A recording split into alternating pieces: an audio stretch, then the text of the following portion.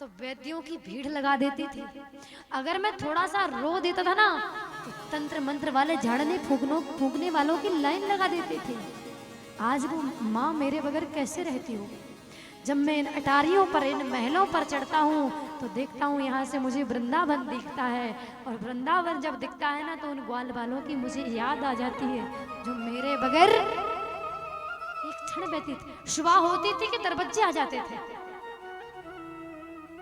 उन सबको मैंने कह दिया कि परसों वापस आ जाऊंगा। जब मुझे बरसों नहीं जाना था तो मैंने झूठ क्यों बोला।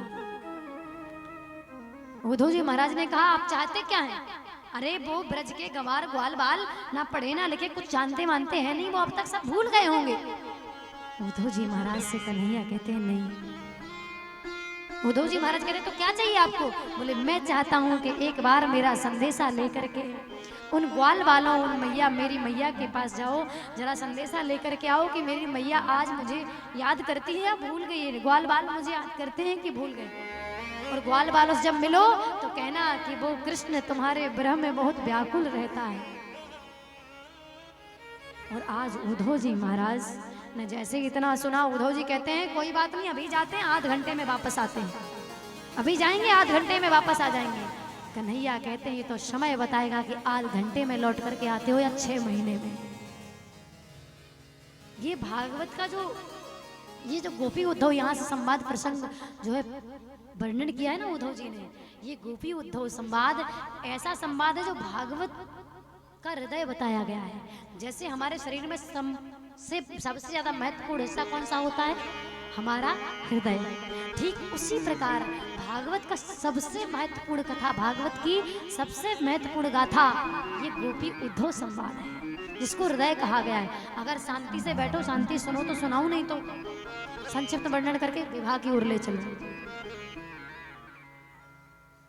आज उद्धव जी महाराज चले हैं, देखते हैं कि रास्ते में ग्वाल बाल बैठे हुए हैं। ग्वाल बालों ने दूर से रथ को आते देखा तो ग्वाल बाल कहते देखो देखो हमारा कन्हैया आ रहा है। तो एक नन्हा सा सखा उन सखाओं के बीच में बैठा है। वो कहता है कि आ जाने दो उसको, जब आ जाएगा ना, जब तक मेरे पैरों में गिर के माफी नहीं मांगेगा, मुझे हृदय से नहीं लगाएगा, तब तक मैं उससे बात नहीं करूंगा। बरसों बीत गए, परसों बात लौट के आ रहा है, परसों की कह करके, और वो जाकर के छुप गया। तभी देखते हैं उद्धव जी का रथ निकट आता है और कन्हैया की ही तरह बिल्कुल कोई कन्हैया के जैसा कोई व्यक्ति उस रथ से उतरता है, ग्वाल वालों के समक्ष आता है, ग्वाल वालों से पूछता है। वो ग्वाल छोटा सा ग्वाला देख रहा है इसे, और उद्धव जी ने ग्वाल वालों से कहा मैं कृष्ण का मित्र उद्धव। तो ग्वाल वाल देख के सहमे से खड़े हुए हैं। उद्धव जी महाराज कहते हैं आपको बहुत याद करते हैं कन्हैया, उन्होंने संदेशा भेजा है। ग्वाल वाल कहते हैं वाह रे कन्हैया, याद भी आई तो बरसों बाद, और याद वो भी बरसों बाद आई तो खुद मिलने नहीं आए, संदेशा भेज दिया। उद्धव जी महाराज ग्वाल वालों से कहते हैं मुझे नंदरानी का रास्ता, नंदरानी के महल का रास्ता पूछना है, कौन सा, कहाँ से जाऊं? तो ग्वाल वाल कहते हैं जिस दिन से कन्हैया ब्रज को छोड़ के गए हैं ना, उस दिन से नंदरानी के महल की रास्ता कोई नहीं पूछता, सीधा रास्ता पड़ गया है। जो काली नदी बह रही है ना, इस नदी के किनारे किनारे चले जाना, सीधे नंदरानी के महल में पहुंचोगे।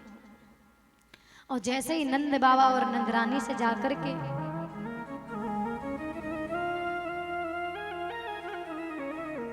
कन्हैया जो है उद्धव जी महाराज आज मिले हैं, सुंदर वार्तालाप हुआ है। रात्रि के 12 बजने जा रहे थे, वार्तालाप कर रही थी माता यशोदा। वार्तालाप करते करते उद्धव से कहती उद्धव जरा चुप रहिए। क्यों? बोले मेरा लाला अभी अभी सोया है, अगर जाग गया ना तो फिर कभी रोटी मांगता है, कभी मक्खन मांगता है, कभी चंदा मांगता है, कभी बहू मांगता है। क्या बताऊं, इतना नटखट है, बहुत परेशान करता है।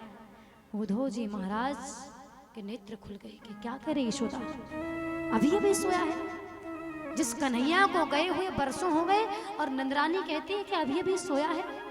उद्धव जी कहते हैं मैया अपने कन्हैया के मुझे भी दर्शन कराओगी क्या? मैया कहती हाँ अवश्य कराऊंगी, पर आवाज मत करना। और उद्धव जी महाराज की उंगली पकड़ करके आज मैया नंदरानी वहां ले गई जहां पर कन्हैया का पालना पड़ा हुआ था।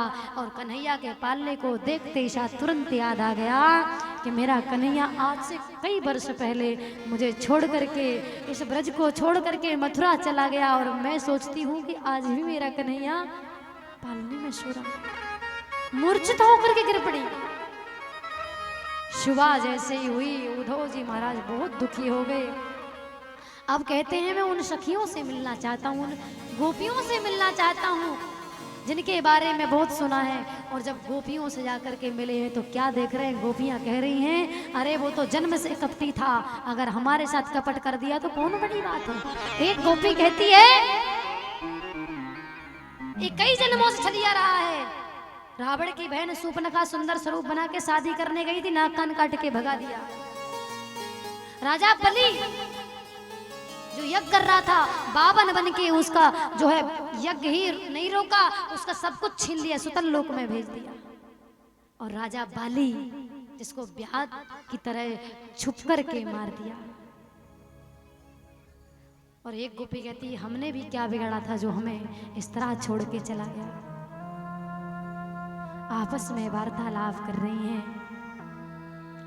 तब ये उद्धव जी महाराज मन में सोचते हैं कि जिन गोपियों को मैं ब्रज की अनपढ़ गंवार ग्वालिन समझता था वो इतनी ज्ञानी है कि अनंत जन्मों की कथाएं जानती है कृष्ण की, कि पहले जन्म में कौन थे, कब क्या किया इन्होंने। उद्धव जी महाराज निकट पहुंच गए, निकट चले गए। मैं उद्धव प्रणाम करता हूँ, मैंने आपकी वार्तालाप को सुन लिया है। तो गोपियां कहती तो क्या हुआ, सुन लिया। उद्धव जी महाराज कहते हैं जो मन आपने इतनी तरह भटका रखा है ना, कि ये किया वो किया, इधर उधर भटका रखा है ना, इस मन को स्थगित करो और उस ब्रह्म में लगाओ जिसका हाथ नहीं होता, जिसका पैर नहीं होता, जिसको कहा गया है बिन पग चलही सुनई बिन काना, कर बिन कर्म करही बिन नाना, उस ब्रह्म में लगाओ। गोपियां कहती हैं उद्धव एक बात बताओ, एक व्यक्ति के पास कितने मन होते हैं? तो उद्धव जी महाराज कहते हैं एक मन होता है। तो गोपियां कहती हैं उद्धव जो एक मन था ना उसको लेकर के हमारा कृष्ण मथुरा चला गया, अब दूसरा मन तुम्हारे ब्रह्म में लगाने के लिए कहां से लाए? गोपियां कहती हैं उद्धव मन ना रहे दशवी, ये कहतो सो गयो शाम संग, अब कुंवारा थे उद्धव मन न रहे दशवी। उद्धव व्यक्ति के पास एक मन होता है और वो एक मन हमारा जो है हमारा गोविंद मथुरा लेके चला गया, अब दूसरा मन कहां से लाए?